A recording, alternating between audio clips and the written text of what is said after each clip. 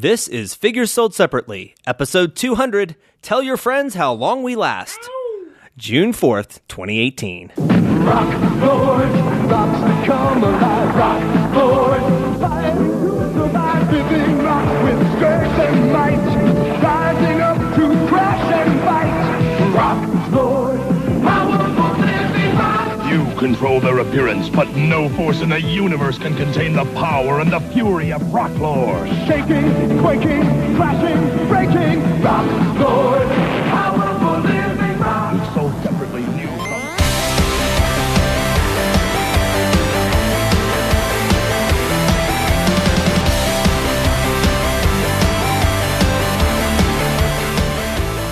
Now, I'm a supporter of the LGBTQRSTUV community. I really am. But I identify as straight as an arrow. Not narrow, but I'm very straight. Not bi at all. But Ken, if I was just a little bi, if I was a little gay, I think I'd be attracted to you. Oh, that's really sweet. You are a handsome man. Aww. It took you 200 shows. To tell you how I feel. Now In a everybody, hypothetical sexual orientation. now everybody who's been sticking with us for 200 and writing all of that fan fiction, you finally got your payoff. Yes. You know, I've said to my friends before that I would enter into a non-sexual domestic partnership with Anderson Cooper in a hot minute. That is crazy specific. Isn't that just called being his roommate? Pretty much, but like his best, like I would love to be Anderson Cooper's like best guy pal. like it, like would you guys like you'd snuggle? kiss him on the mouth? No, I said non-sexual. You can snuggle and it not be sexual. No, Matt can't. it just kind of happens. Man. Netflix and chill invariably turns into. It's like the Anderson Cooper 360 and chill. Anderson Cooper 360 takes on a whole new meaning in that context. Turn around, Anderson. Oh God. Anderson Cooper 180. No, it's just like I really like the guy. Yeah. And it's just a running joke about with me and my mom and my friends and stuff. I'm like, That's how I feel with Donald Glover. oh yeah, dude, I would. He's another one. Yeah. That is not what you told me, What? Kenneth. What? That is not the full extent of what you I would told be me. his quasi-sexual houseboy.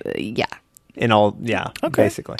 So you Loving that fantasy. So you're not. So what we're saying is Ken is not. I mainly deliver all of this for Car 2. Yeah. Ken is not straight as an arrow. Can bend slightly. If it feeds Carly's fantasies, I'll be hetero flexible for Car 2's for Car 2's amusement. I always have to preface when I say, "No, look, I'm straight as an arrow," because I feel like the second that you say that nowadays, that people are like, Yeah, people are like, "Oh, I think you if you say- don't like black? Are you not No. black?" what do you think LGBTQ stands for? I was using my racist Colors, voice. That's why I Carly, said colors. But it's like, oh, so you don't like gay people and you don't like. It's like, no, I'm just.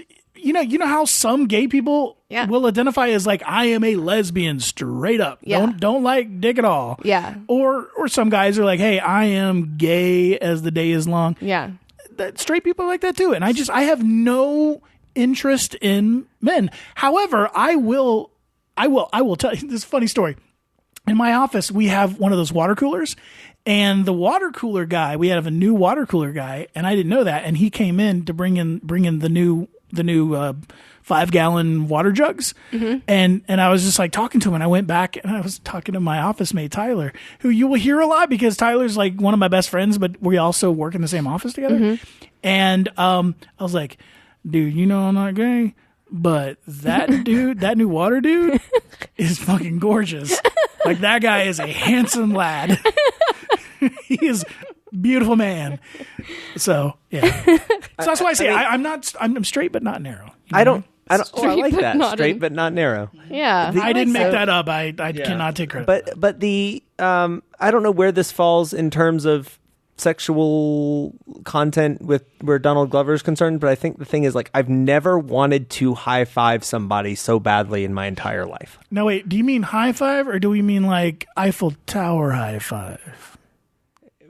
at least one, maybe the other. Okay.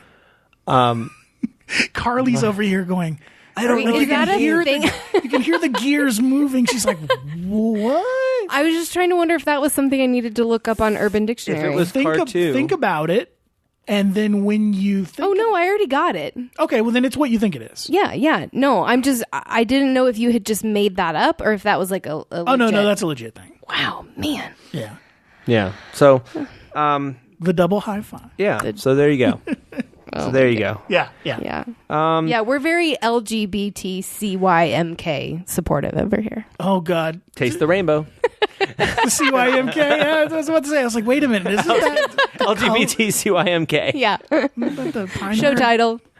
There you go. Oh, gosh. Oh, maybe not. So we have to continue. Figure sold separately. Figure sold separately. I'm Matt, at NCMattJ on Twitter. I'm Ken, at, what is it? Oh, at Multiverse AVL. There's not going to be a lot of content when you got there, evidently. And I'm Car2D2. Car2D2. And you can find me at the Instagrams at car2.d2. And we are Figure Sold Separately at FSS Podcast. Please like us, subscribe to us, write us a review, tell your friends, and talk to us on social media because we really, really like when you guys do that. And because, ladies and gentlemen, we have arrived at our almost pretty much, we're not quite sure, but we're pretty sure we're pretty close to 200th episode. This is our numbered, our 200th numbered episode. We're going to have like a giant blowout because we're not doing anything particularly amazing for episode 200. We should have like a giant celebration for say like 214 or something like really like 200. Are there any important 200 numbers? Because like you got 314. You got 250, which is a quarter of 1,000. So true. 250 is kind of that's why 25th anniversaries are so. Why is 314 special? Pi. Oh, that is pi. Okay. Well, 3.1. Yeah, that's the last one we get. I guess technically it should have been like right after the intro of our third episode. And in 5 more years we get episode 420. Hey. Oh, yeah. I can tell you right now what's going to happen during that episode. we gotta make it to that episode now. That's like the benchmark. we should just it'll be an episode of us just stupid high eating snacks. Yes. I'm in. Episode 420 might be the last episode of the show because and then it's like, and then they never recorded it again. No, we'll all take a road trip to like Colorado where it'll be completely legal. Well, at least it'll be state legal, not necessarily federal legal, but yeah. So happy 200th. That's if you're thinking there's gonna be something special here, it's not. It's just kind of a normal episode. It's us, and we're all here. Matt. It's special, and we want to thank all of you for lasting with us this long. Yeah, seriously, guys, thank you. Way to last. Yeah. and if you like us, there are literally probably 200, and I'm gonna guess 210 full episodes for you to go back and enjoy. Exactly. And like we said, give us a review, talk to your friends, tell all of your friends how long we last. How long we are. At least 200 something millimeters. Oh, God. All right, so we left off because we had to cut things short. We had to cut things short in the last episode. Because we wanted to cover Star Wars and we knew that was going to take a while, so we kind of had to like stop down and you didn't get to do your brain break. Before I do that, I do want to return to you were talking about there's several major categories of GTA players in specific, but this is also just online gamers. So, and what are those categories? Because in my imagination, these are GTA specific. Because in my imagination, it's like you log in for the first time and like you get sorted into a house, and it's like no, I mean everybody starts out as a noob, so that's one of them, the noob, and everybody starts. The noob out. is like the unsorted. If you've never played GTA Online, you get you basically arrive in Los Santos on an airplane. You're given a pistol. And you're given like a like at most airports. You come out of the airport. Welcome to Los Angeles. Here's your pistol. So you're given a pistol. You're given it's like Detroit International Airport. It's like here's Detroit Wayne County International. They have the opposite of the TSA as you leave the airport. It's like, please, they run you through a metal detector and make sure you're armed. You better be armed because you don't want to go out there. Oh, poor Detroit. I'm sorry. Detroit's having a renaissance, I should say. Detroit is fine. It is just a bad joke. So in GTA 5, you arrive, you're given a pistol by Lamar, you're taught how to do like a race, and then like I think you get to keep a car, like a basic car, and then like you get like 30 rounds of ammo and $1,000 and you're sent on your way. Again, exactly like Detroit International Airport. So that's like so you're a noob, and you're generally a noob for a while, but because you do stupid noob things, but eventually you earn money, you get a garage, you graduate up to an apartment, and you've got a fleet of cars, and you've got a couple of $100,000. It's actually not very hard now to earn a lot of money quickly in GTA. Like when I first started, and you and I were playing for a little while on the 360. It was fucking hard as shit. It took me months before I could have like enough money, like a 30 or 40 grand to be able to like buy my first garage and shit. So right. So we've already talked about the try hard and kind of gone into what that is. There's the military player, and they're the ones who take, the combat and stuff really seriously. There is the bounty hunter, and they're the people that just basically go after people that have bounties on them. There's the let's see here, what else? Which all of this makes sense when you look at a game like GTA Online, which is really like it's a game space with a lot of different kinds of games going on in that space. Yeah. So you have people who are basically just there. They're making their own games up. What I'm hearing, they're making them up, or they're just there to play one of the games that is in that space. Like hunting bounties is just a game that goes on in that space, and it's not an official game. It's just something you do in the open world to go hunting bounties. But they have bounties to hunt. Yes. So that is a game within that game. Yeah, and you can get bounties. Players can put bounties on each other, and you can also get a bounty if you steal a car and you don't kill. See, but there are people in GTA Online who are just there to like do races. Right. Yeah. And like that's their thing is I like to race. Or play. There's actually a really good golf game. If you like playing golf, there's a really good golf game. Are you for real? Yeah, you can go to the golf course, the country club in Los Santos, and there is a full-fledged, fleshed out 9-hole golf game in there. There's tennis. You can go play tennis. It's supposed to be a pretty well developed like golf simulator game as well. Yeah. And but that being said, it is the only golf game where if you're not having a good time, you can pull out a 9mm and shoot somebody in the face. Actually, you can't. Oh, you can't? No, you can't do that. Oh, well. Can you drive the golf cart like into? No, you can if you're not playing actual golf, but like when you enter into the in-game golf game, okay, then you have to be more civilized. Yeah, there's the grinder. They're the people that basically just go in there, just walk up and teabag random people. Yeah, they're the ones who basically they go in there and just do missions and just to amass great fortunes. There's the old gen players. So there are people that are on right now playing Grand Theft Auto 5 on both the PS3 and the Xbox 360 that don't get any of the updates, and they're just they're just 15 players per lobby, and they're generally all 9 and 10-year-olds who their parents won't or can't afford or won't buy them a new gen console. Oh, okay. So they're just relegated to playing in the 360. Aww. Yeah, it's kind of sad. And the glitcher who's all into finding glitches and stuff like that.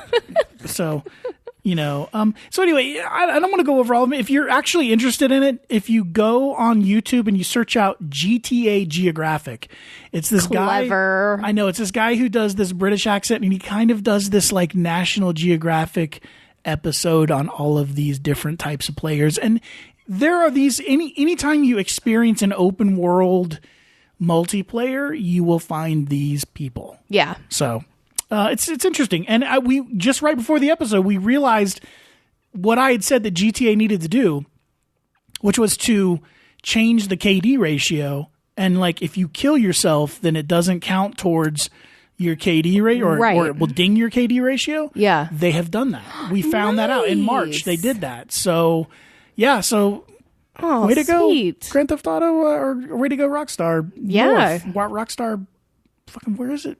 Rockstar France, Paris? I forget who makes it. There's a bunch of Rockstar Games offices, and each of them. Well, it's is because they different. keep buying other developers and just Yeah. calling them like, now you're Rockstar Toronto. Toronto. Yeah, something like that.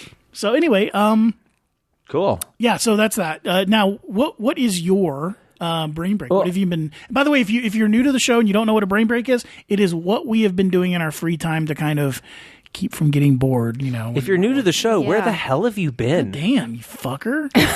What is... Whoa, that escalated so quickly. It really did. Wow. Matt, No, we love you. We be nice. nice. I'm sorry.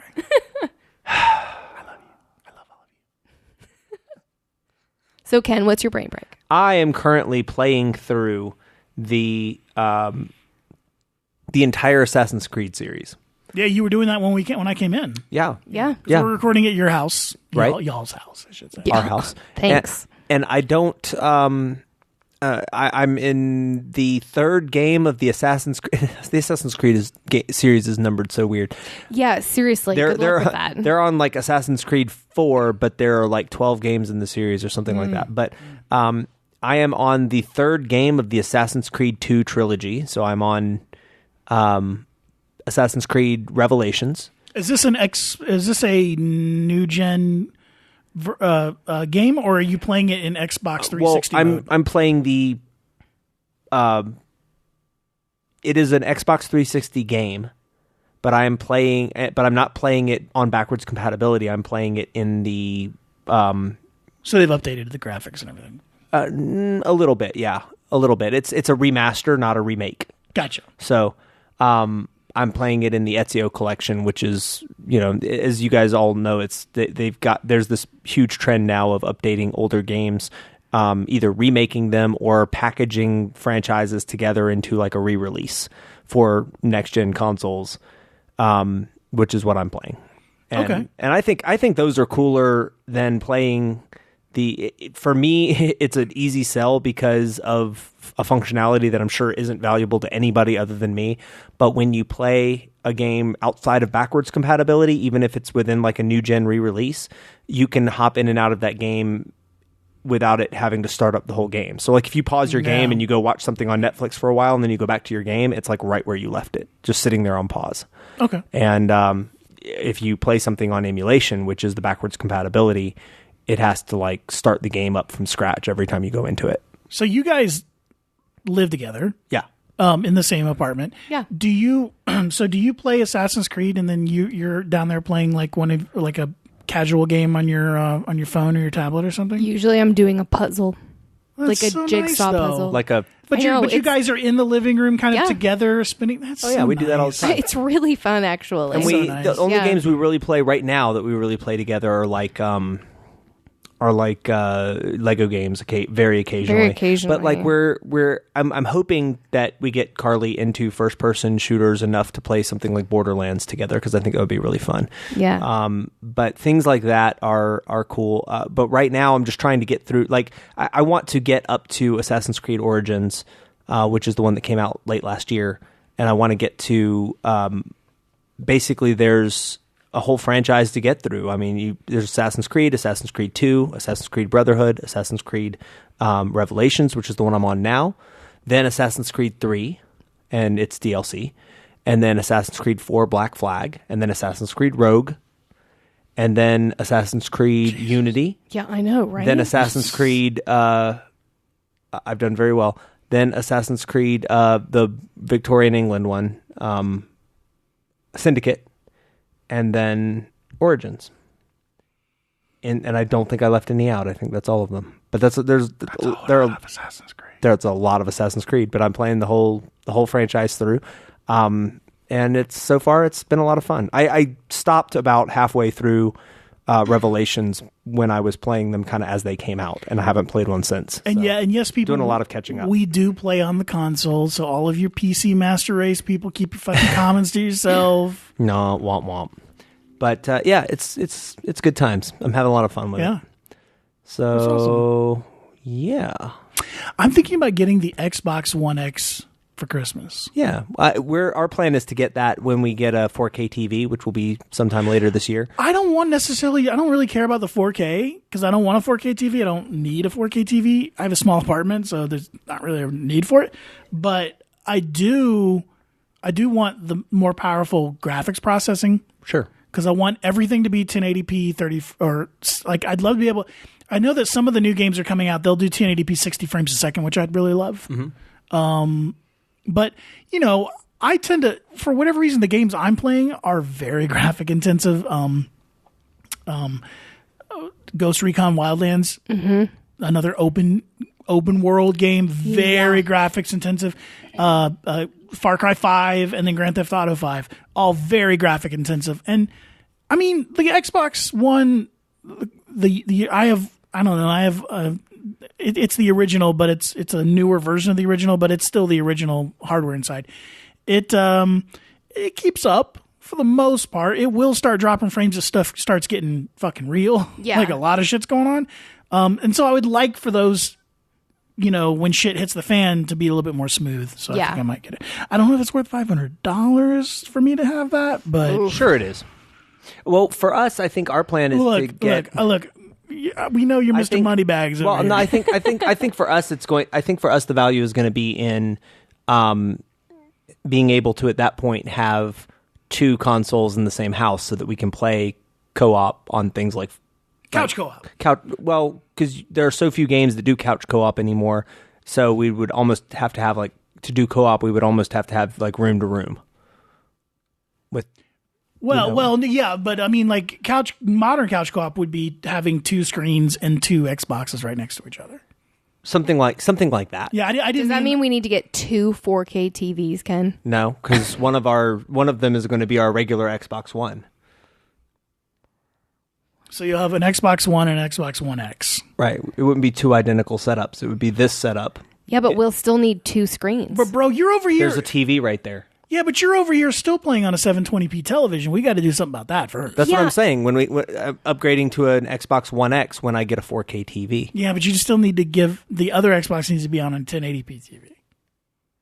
Yeah. No. Okay. Guess who's going to get the crappy TV? Yeah, isn't it right? And all is right? I get the hand-me-downs. Yeah. Well, that's not true. My expensive stuff comes in other ways. Yeah, it's true. Like essential oils. Didn't think that's where I was going with it. Did not. Not with the look on your face and the way you were saying. I was like, no. If you knew how she feels about essential oils, it makes complete sense. Okay, all right. Are they essentially expensive? Yeah. Okay. Yeah, pretty freaking expensive. Yeah, they really are. Yeah. Cool. You know my thing has been recently? What? And follow my logic here on how I got to here. I was thinking about essential oils. And when you said essential oils, I thought about orange oil. Okay. Because I love orange oil. Okay. And then I remembered, man, I'm really fucking into fruit right now. I went out and I went to the local pottery place. It's called Mud Daubers. It's over between Silva and Waynesville. Okay. It's been there forever. I've got a bunch of pieces from there. And I went and I spent like $40 on this really big bowl, and just for it to be my fruit bowl. And I've got apples and bananas, and I love mandarin oranges. Like I'm addicted to mandarin oranges. Wow. Because when I partake in a specific plant that is related to hops but isn't hops, also is related to hemp but isn't hemp. Yeah. When I do that, I get a craving for two things when I'm high. I get a craving for oranges and chocolate. I don't know why, but I will destroy 4 mandarin oranges. So, I mean, I guess if you're going to be getting the munchies for something, that's not bad. Yeah, that's pretty good. Getting that dietary fiber, I'm telling you. Mm-hmm. Absolutely. Tell me about it. Okay, well, that's cool. So Assassin's Creed, so that's just basically what you've been doing. That's pretty much it. As far as video games are concerned. And napping. Because Ken And had taking just naps. woken up for a nap. I think And I woke taking both naps. of you up when I knocked on the door. Playing. No, you didn't wake me up, but I did have to put on clothes because I don't wear clothes when nobody's here. Playing. Oh, that's why it took so long for playing 10-year-old games with naked Carly That's our life. living the fucking dream there, man. in a yep, and taking naps. Yeah, it was kind of a sweet day off. Today was a good day. That's right. Awesome. Thanks, Snoop. No, No, that's not Snoop. it was Dr. Dre. That's Dr. Dre. Yeah. Goddamn, dude. Sorry. I only know 3 rappers from the 90s. It's pretty true.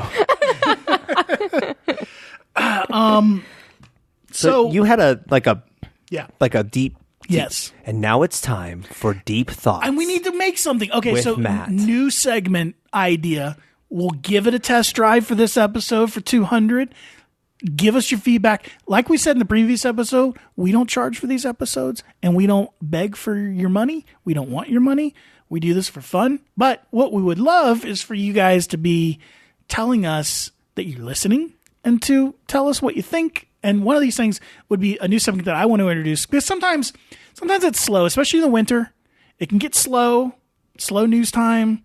We're trying not to be political anymore, so we don't want to talk about the fucking shit show going on in Washington. So, one of the things I thought about introducing was like a deep thoughts segment, like deep thoughts with figures sold separately. And if you didn't grow up in the 90s and watch SNL, that might mean nothing to you, but there was a really fun... Stuart Smalley.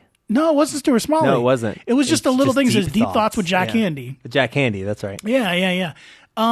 But it was kind of born out of the episode that we had a couple of episodes back Yes. where we talked about driving in a car with George Washington. That got rave reviews. Really? People okay.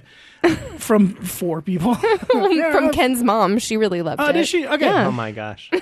So what I thought of was every once in a while when we kind of have like an open segment or an open spot or an open episode, we could think about, okay, well, let's have one of these deep thought segments. Yeah. And what we do is we kind of introduce a concept and then we just kind of flesh it out and think about it. Yeah. And the one that I was thinking about on the way over here was there's a common movie and TV sci-fi trope, which is in the future, that the Earth is part of a one world government.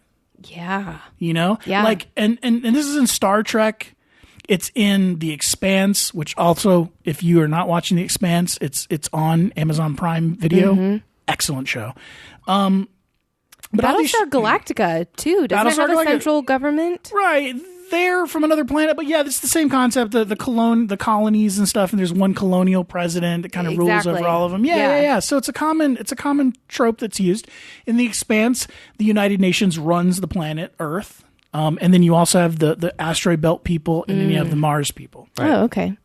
And then of course, it's the United Federation of Planets. It's the Earth government, which is part of the United Federation of Planets. Okay. So, but my question is threefold. One, will we ever get there Okay. in the even foreseeable future? If so, when do you think we'll get there? Also folded into that is, do we want to get there? And because, it's going to, even if you don't tread on me, people out there are going to get really upset by that. Because there's the whole UN conspiracy theory people. And then the third one is, if we do go that route, will it end up where? And by we, you mean this podcast. No, I mean like Like, will we ever get there? Meaning figures sold separately. Will figures sold separately get to a one world government?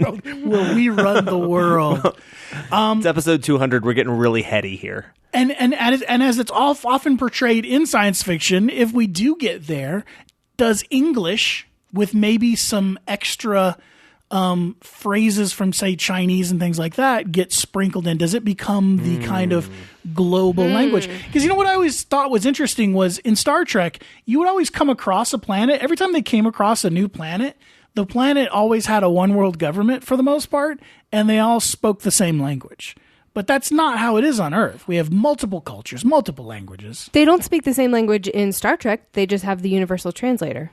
No. But I mean, like, when they when they come across just some throwaway episode where they just come across this planet that we're never going to ever talk about again. Yeah. You know, the Zerillians or whatever it is, which I think is actually, I just made that up on the fly, but I think that's actually a race in Star Trek. It's in your head. But you know what I mean? Like they'll come to their planet and then like there's one person who is speaking for the entire planet and they all speak the same language and have the same culture. Because it's just like the Klingons is a good example. They're Right, exactly. You know, there's no multiple languages on Klingon. Yeah. Or on Kronos. Right. So do you think that English, like, because in Firefly, English is kind of the universal language, but there's Chinese that's sprinkled a lot in Right. Yeah.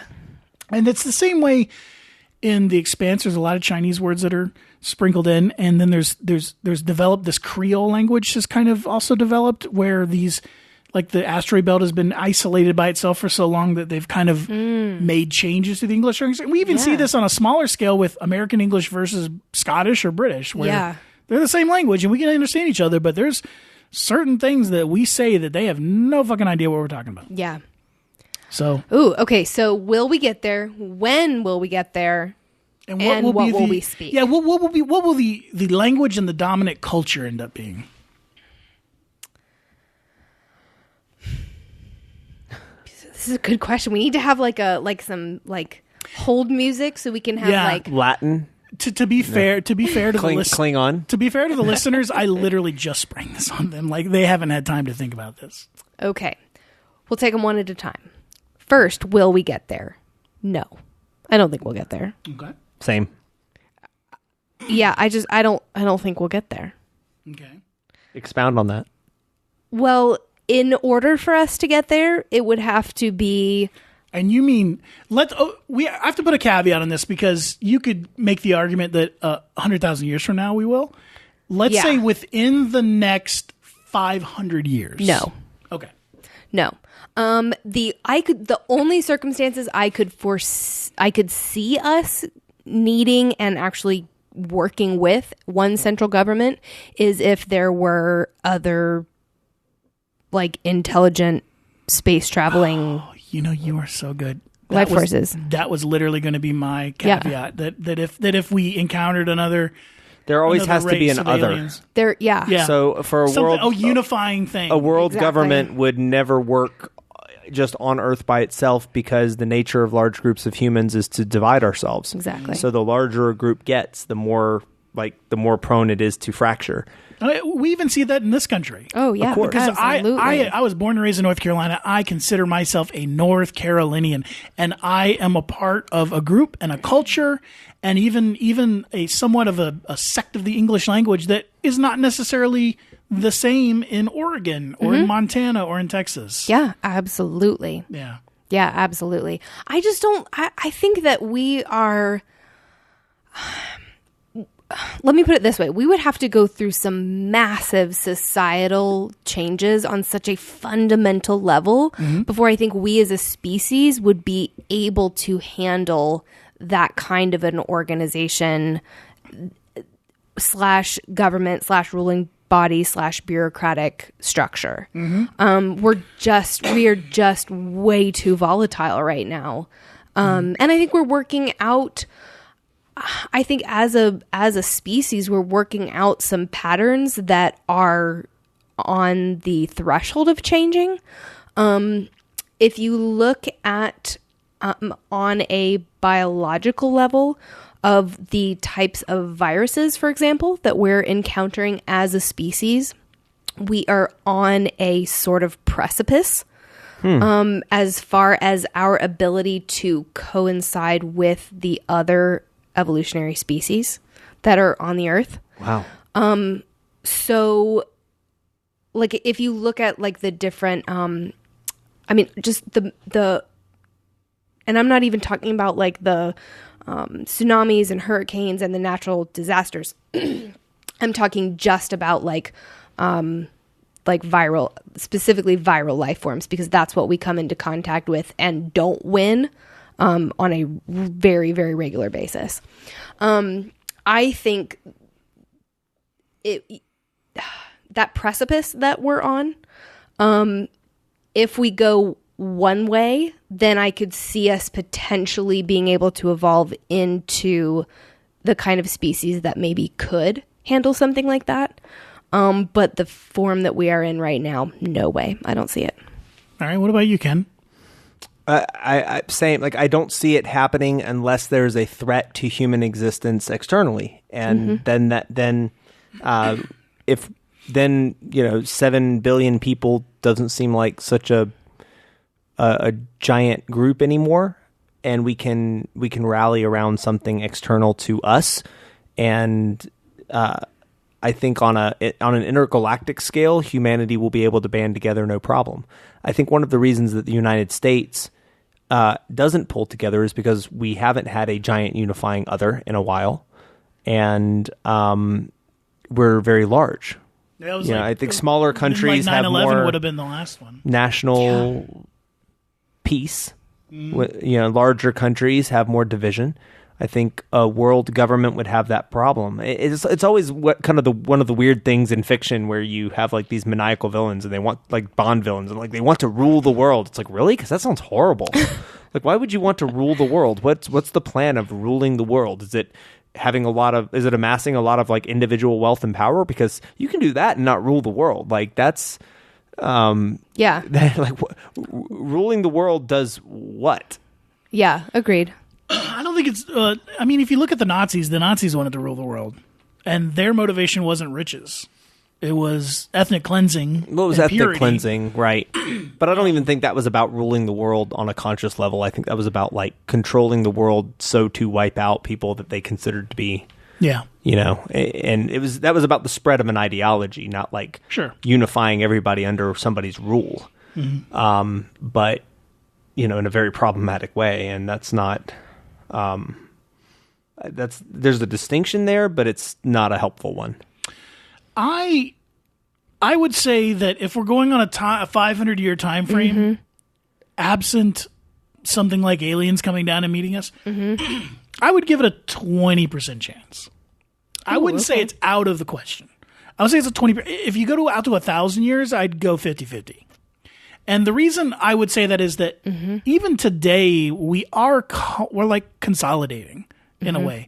The United States, if you think about, one of the things that fascinates me about the United States is if you think about the United States, we're almost like 50 individual republics, 50 individual countries.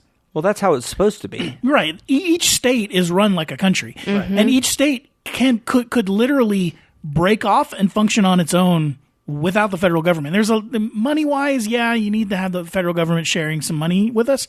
But like, we all have our own laws and our own everything, going on in each state. So it is very much like 50 independent countries within one larger nation. So why do we have a national identity as the United States? But like, for example, the USSR had a national identity, but the European Union doesn't have a national identity. You see, I think that the Soviet Union, it portrayed itself as having a cohesive national identity, but I think what did it in was the fact that it really didn't. Because Ukrainians definitely thought of themselves as Ukrainian. And the USSR was, look at the name in English. In Russian, it's CPCC, but in English, it's Union of Soviet Socialist Republics, where they're literally going after the U.S. model where Ukraine, Georgia, Uzbekistan, they were all like states within a larger country. Sure. And then the country folds, and then they all become their own independent states because they're already there. And it's just like, if the United States were to fall someday, because everyone says, every large, imperial power eventually comes to an end. Well, right. On a long enough time scale, everything will. If the United States failed, I think it would just devolve into 50 independent countries. I think it's interesting. I think it's interesting how much science fiction, if it doesn't go to the flash forward 800 years or flash forward 1,000 years, there is either a world government or the United States is around. Which the weird thing to me about that is when you I think as a country we figure that the United States is extremely stable. There's something I've been giving way too much thought to lately in light of current political things. But like I know where you're going we with this. consider the United States to be like this like insoluble like power that the world has never seen, and we look at like we've been here for like 250 years. Yeah. Like that's nothing. Like the Byzantine Empire was there for like 2,000 years. We've only been a world power for like 100. Like Rome was there, like the Roman Empire, the Ottoman Empire, like the Byzantine Empire, like the Greeks, like 500 years. Like they're like the British, like some of these empires and cultures and nations have been around for thousands of years and ended.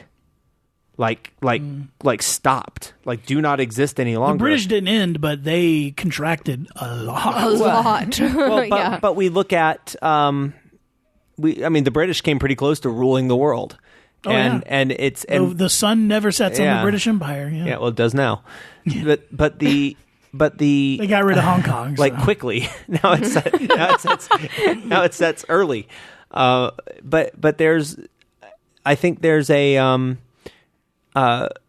conceit to the assumption of the United States' longevity, where when you consider how diverse we are and how large we are, I would be surprised when you consider that, like, unless we become a militant force, the way that the Ottomans and the Byzantines and the Persians and the Romans were. We either expand and start taking over the world, which is not something that I think we want to be. No. Or there was a time for that, but or we eventually dissolve. Because I think we're past the era of humanity really buying into manifest destiny. So I think we're done after this. Like if you would, and by this I mean like the Trump presidency. If you had said this prior to 2016. I would have said, no, the U.S. will, our institutions are strong and they will be around for a long, long, long, long time. Well, in the 1980s, it was like, this is it. We've found the pinnacle of human civilization, and it's the United States of America. And in some ways it is. We're still the most powerful nation that's ever existed. We influence the world in many, many, many different ways. Will the nation survive the coming constitutional crises? I think it will. I think it'll be damaged for a while, but I understand we're being a little bit political here, but I don't see this as a Democrat-Republican thing. I see this more as a Democrat-Republican-Trump thing, because I think Trump is something separate. He is a Republican, but he's not. He and his followers, they're something separate. Agreed. But along those lines, what I was going to go back to is that we're kind of seeing all of this happening already. And what I can see happening definitely within the next 500 years is that each continent basically melding together, coming together. Like you see it in the European Union. The European Union is this collection of independent countries, but really except for each country having its own sovereignty intact, the European Union is very much like the United States. They have their own cultures. You can travel between borders openly. There's no, But there's a lot of that's a very young system, and it's very unstable. It is, and that's why I worry. And I know it's two separate questions: is a one world government feasible versus like is it a good idea? Because I think the most feasible way to have a one world government would be some form of totalitarianism.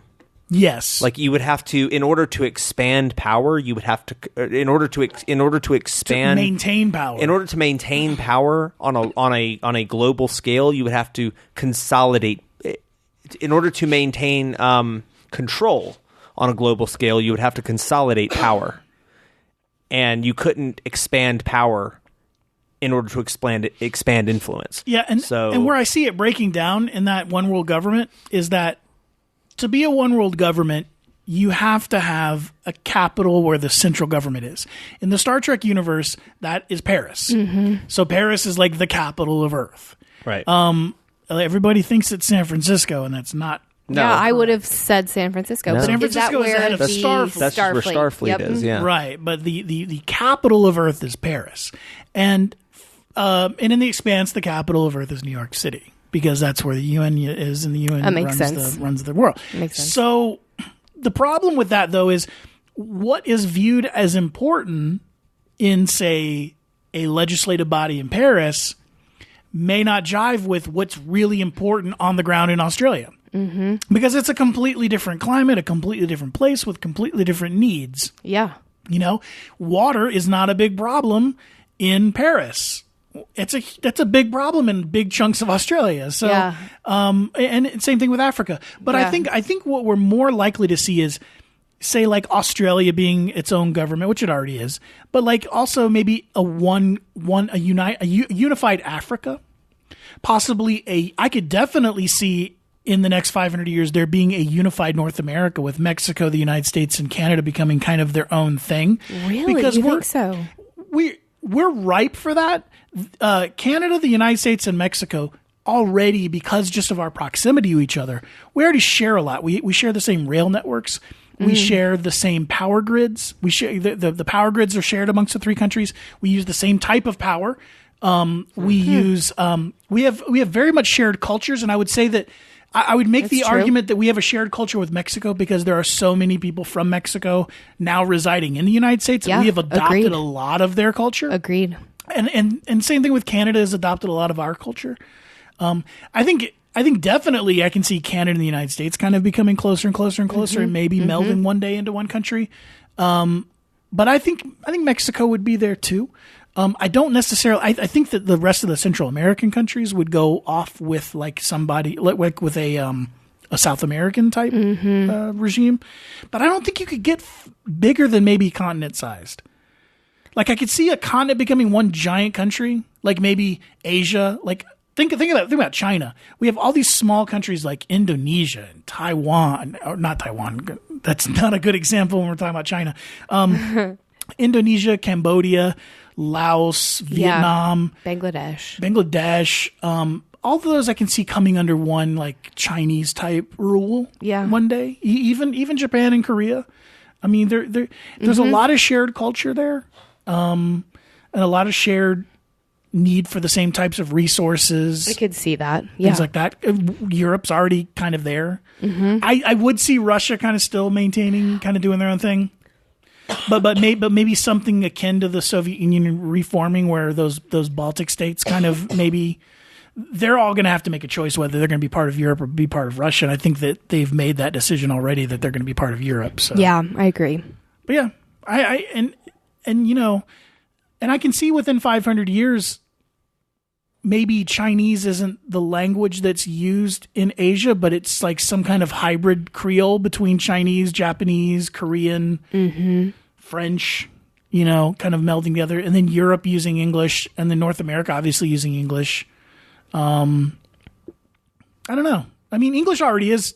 It's interesting. Remember back in the, maybe you don't remember, maybe Ken, you remember back in the day that French used to be kind of the international language, the lingua franca. Yeah, well, and that's one of the reasons that to this day French is one of the key languages that we like. Spanish, it makes sense, is one of our high school electives, but not now anymore it's- though. But like French is not like English is definitely, I think, Right. supplanted that as kind of the international language. Sure, but we're still like, you can still learn French in an American high school, which makes very little sense when you consider that we don't really have I a think lot of. Yeah, but if you go to Belgium or if you go to the Netherlands, Sure. they all speak English. I took French classes when I lived in Germany. I took a French class in German, which was kind of bizarre.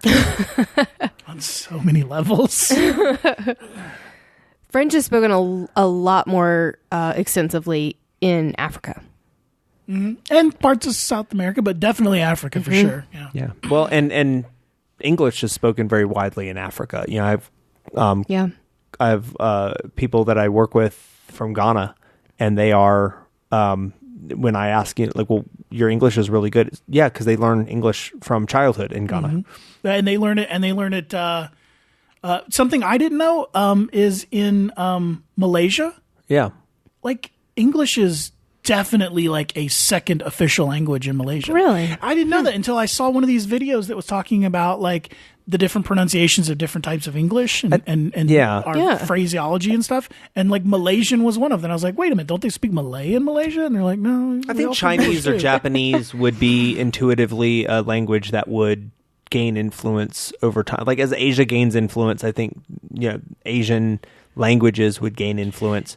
Yeah. Where you've even seen that in American pop culture, a lot more teenagers and tweens read and speak Japanese.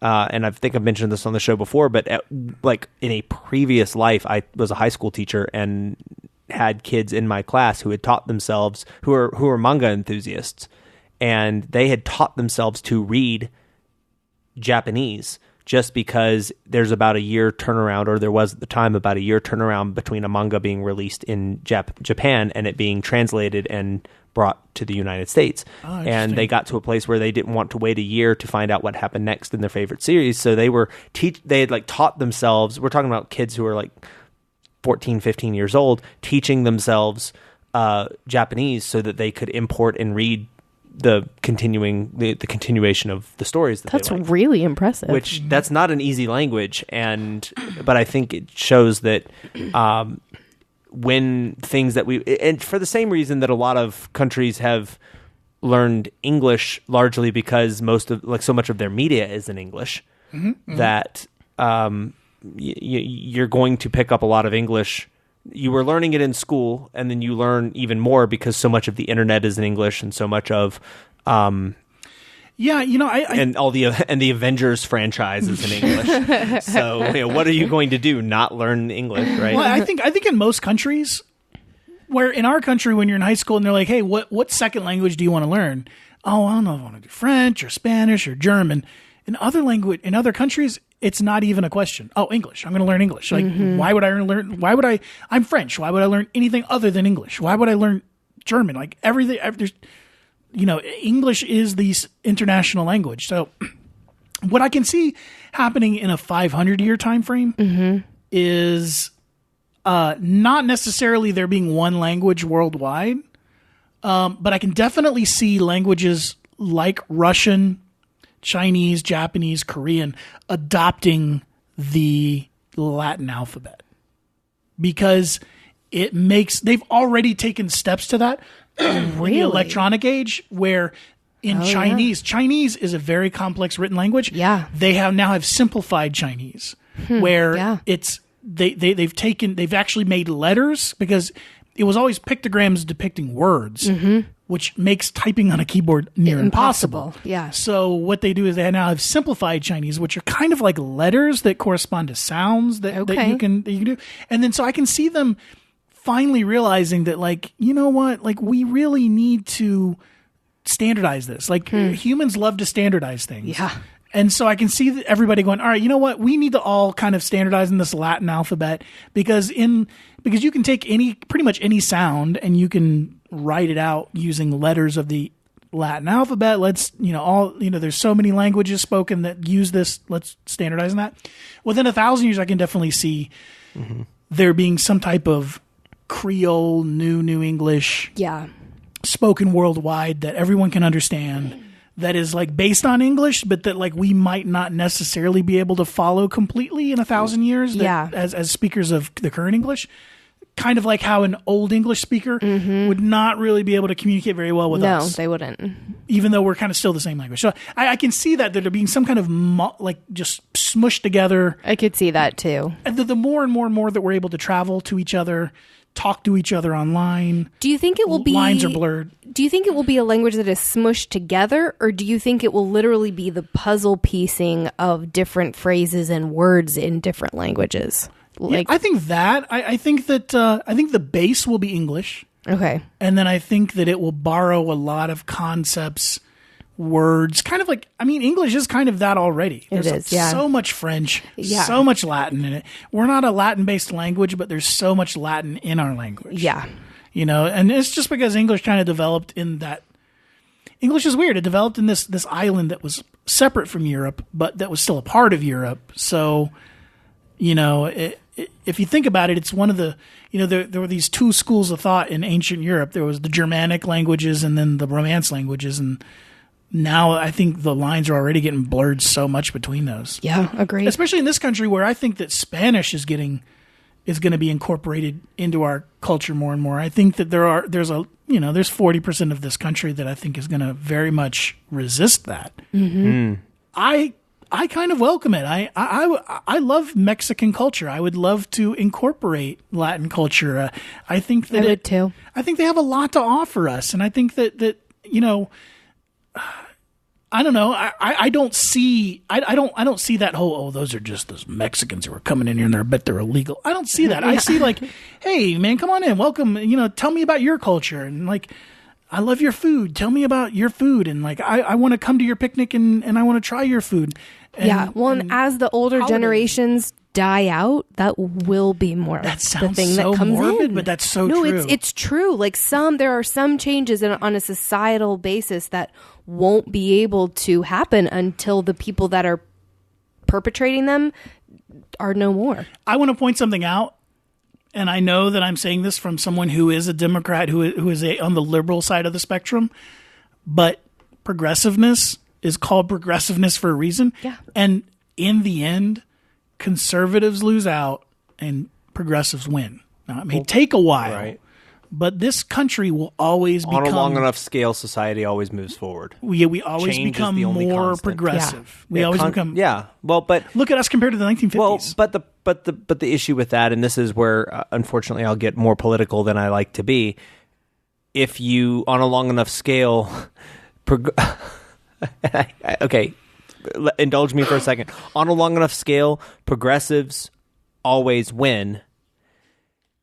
But I would say progressiveness. Progressiveness always wins, but conservatives on a long enough scale will claim that progressive ideals are things that they've always believed. Yeah, that's true. So, for example, progressiveness won the civil rights movement, but modern conservatives will claim that conservatism was the ones who came up with the civil rights movement or freed the slaves or yada, yada, I don't yada. think that they get away with that because... They don't get away with that, but it's still... Because they always say, well, we're the party of Lincoln. You're not the party of Lincoln. No, but anybody who's a political scholar understands that. Right. Because if you're not a political scholar, go look at the Vietnam War, go look at the 60s, the civil rights movement. There was a flip. There was a flip where absolutely. Where the Dixiecrats switched over to become Republicans. The flip happened closer to like the Great Depression, where the workers unionized and that kind of thing. Yeah. But anyway, this is really not what this show is about. No, but this is such a great deep dive. I'm enjoying it's a this good new deep dive. segment. And this was these were some It is great cool. questions. And Cartu has been doing adult coloring book. Yeah. And we should say not adult as in like they're like X-rated. Just like I don't know. I see they're coloring for adults. I see Yannick imagery and everything. So Yeah, me too. yeah. Hashtag me too. Occupational hazard. no. Oh, Matt. No. Matt. No. There's like a rolled up newspaper. What did I do? Like smack Matt with a rolled up newspaper. There was some movement on that this week with Weinstein. No. So that's interesting. Oh goodness. This is so stay tuned for our spin-off show where we talk politics a lot. Well, I mean, and I wasn't trying to get politics, but I guess if you're talking about the future and where we're going, you kind of have to think about that because politics. Yeah, agreed. It plays a part. Yeah, because we all have to have. We all. You just said you just said the future, and I was like, where we're going, we don't need roads. Right. So when I said that, Do it again. when I said that, Ken takes his headphones that he's wearing, his over-the-ear headphones, and then he pulls it down so the band goes over his eyes like he's wearing sunglasses from Back to the Where Future. we're going, we don't need roads. I also didn't know if you were doing maybe a Geordie LaForge thing there for a second. That's what I saw. Works. Yeah, it kind of works for both. Well, this has been fun, man. It has been fun. By that I mean the entirety of the last 6 years of this show. Yeah, and it's 9:30, but I don't have to worry about going to work tomorrow. It's awesome. That is awesome. Yeah. So everybody have a very, very happy Memorial Day. Well, Yes. you had a very happy. We hope you did have a very happy Yes, Memorial that's Day. right. By the time you get, Oh, yeah, 'cause But we hope you had a great Memorial Day. Thank you for 200 terrific episodes, and we'll see you Yeah, for thanks, 200 guys. more after this one. Woohoo! Yeah, here's to all of you listening. Really, we're still here for you guys, and we love it. So, And like we said, please, the only thing that we don't ask for money. We just want, just give us some engagement. Tell us what you think Yeah. at FSS Podcast on Twitter. right. And just search We should for start the first Patreon for people who don't listen to us. Like, if you listen to us, awesome. If not, But like we don't necessarily want your money. We just want to I want your money. We're doing this for fun, and Yeah. and part of the fun is getting to talk to you guys and interact with you guys, because otherwise it kind of just sounds like we're a couple of friends getting together and just speaking into a empty room. What if that really is what's happening? That being I know that's not that being said, if you mail know. cash, send it in a padded envelope, and But anyway, but at, care of figures sold separately. but we're at FSS on Twitter, and then on Facebook you just do a search for Figures Sold Separately. We're at FSS Podcast on Twitter. Sorry, at FSS Podcast on Twitter, and then on Facebook, just search for Figures Sold Separately, like our page, and talk to us, And Yep. we do. We have We people do. that We like comment it. on our episodes, Yeah. and we love it when you guys do that. Yeah, we do. We don't beg for money. We just beg for attention. Yeah. Not even attention, just like I just want to know what you guys think, and I want to know your opinions on this. That's right. It's three of us talking, and we'd love it if it was more like all of you guys were also involved in the conversation. That's right. And thank you to those of you who always do. Kitty, Cody, we see you. We see you and we acknowledge We see. you. And we love you. Yeah, we love our regs, and we'll talk to you. Did you say rags? Regs. Regs. A regular. Yeah, I think you said we love our rags. I'm like, oh, we do love our rags. that's nice. No, let's no. Can we edit We that get out? punchy. Oh my gosh. Should I stop at McDonald's on the way home? What do you think? Only if it includes an M&M McFlurry. I can't eat dairy. I'm lactose intolerant. What are we even talking about?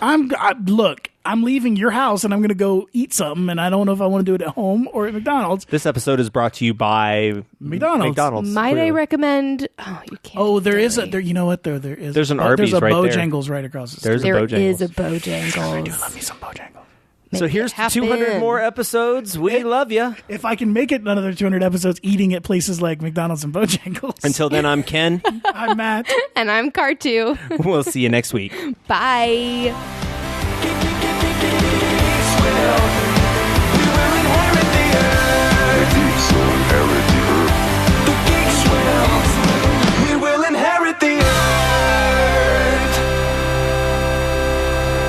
Figures Sold Separately is a multiverse podcast produced by TurboFanProductions.com.